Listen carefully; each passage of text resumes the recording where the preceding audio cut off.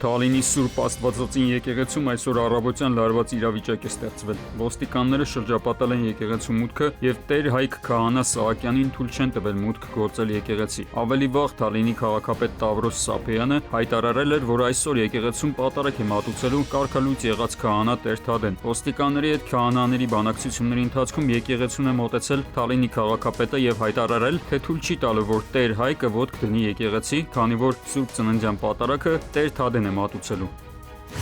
2026 թվականի հունվարի 1-ից հետո Հայաստանի Հանրապետության քաղաքացիության շնորհման կամ դադարեցման համար ժամադրությունները չեղարկվում են, քանի որ 2026 թվականի հունվարի 1-ից ուժի մեջ է մտնում Հայաստանի Հանրապետության քաղաքացիության մասին օրենքում փոփոխություններ եւ լրացումներ կատարելու մասին օրենքը։ Այս մասին հայտնում է Բելգիայում Հայաստանի Հանրապետության դեսպանությունը։ Քաղաքացիություն ստանալու կամ դադարեցնելու դիմում ներկայացնելու համար էլեկտրոնային հերթագրումները իրականացվելու են միայն քաղաքացիության գործերի էլեկտրոնային կառավարման համակարգի միջոցով։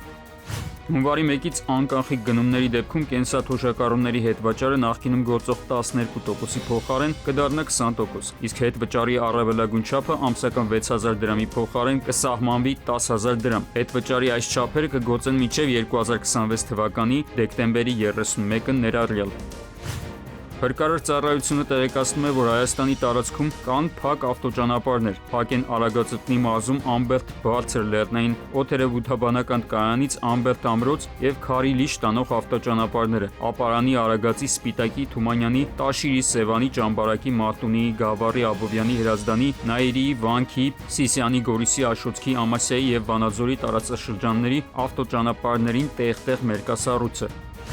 Հայաստանի շախմատի հավաքականի նախկին առաջատար Լևոն Արոնյանը նախորդ տարվա ընթացքում վաստակած մրցանակային գումարներով ընդգրկվել է աշխարհի լավագույն 3 շախմատիստների ցանկում։ Արոնյանն անցած տարվա ընթացքում մրցաշարերում վաստակել է $751,881։ Վաստակած մրցանակային գումարներով առաջատարը արագ եւ կայծակնային շախմատի աշխարհի չեմպիոն, աշխարհի 16-րդ չեմպիոն Մագնուս Կարլսենն է $1,455,276 եկամտով։ Երկրորդ հորիզոնականում շախմատի աշխարհի չեմպիոնի տիտղոսի նախկին հավակնորդ ամերիկացի Ֆաբիանո Կարուանան $889,000 եկամտով։